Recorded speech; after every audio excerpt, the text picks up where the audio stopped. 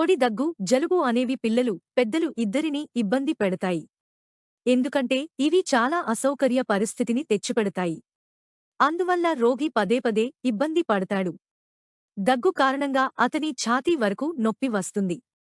జలుబుకు ఇంకా పొడి దగ్గుకు వైద్య చికిత్స ఉంది, కానీ మీరు కొన్ని ఇంటి నివారణలను పాటించడం ద్వారా ఈ రెండు సమస్యలను కూడా ఈజీగా నయం చేయవచ్చు. ఇక మీ కళ్లలో నీరు రావడం ప్రారంభించినప్పుడు అప్పుడు మీ ముక్కు మూసుకుపోతుంది. ఇక దగ్గు మిమ్మల్ని బాధపెడుతుంది. అందుకే వెంటనే ఈ ఇంటి నివారణలను పాటించండి. ఇక మారుతున్న సీజన్లో పొడి దగ్గుకు నివారణలు ఏంటో ఇప్పుడు మనం తెలుసుకుందాం. మీరు పొడి దగ్గు ఇంకా అలాగే జలుబుతో బాగా బాధపడుతుంటే సొంటి, ఎండుమిర్చి, తమలపాకు ఇంకా అలాగే తులసి ఆకులను కషాయం చేసి త్రాగాలి. ఈ మంచి మూలికలన్నీ కూడా ప్రతి ఇంటిలో ఉంటాయి. మీకు పాన్ చేసుకోవడం కనుక రాకపోతే మీరు ఇతర కషాయాలను తయారు చేసుకోవచ్చు.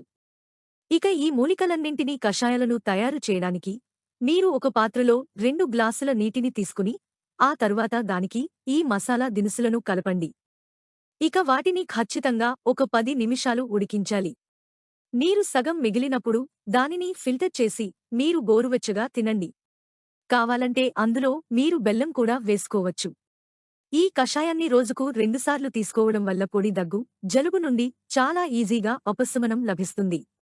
ఇక డికాక్షన్లో ఉండే సొంటిలో యాంటీ ఇన్ఫ్లమేటరీ లక్షణాలు చాలా ఎక్కువగా ఉన్నాయి.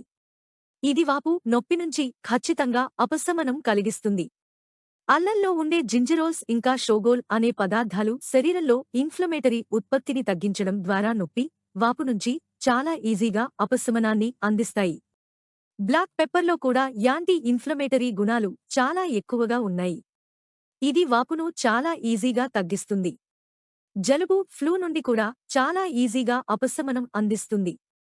ఈ డికాక్షన్లో ఉండే తులసి, తమలపాకులను తీసుకోవడం వల్ల మీ శరీరంలో యాంటీబాడీస్ ఉత్పత్తి కూడా పెరుగుతుంది.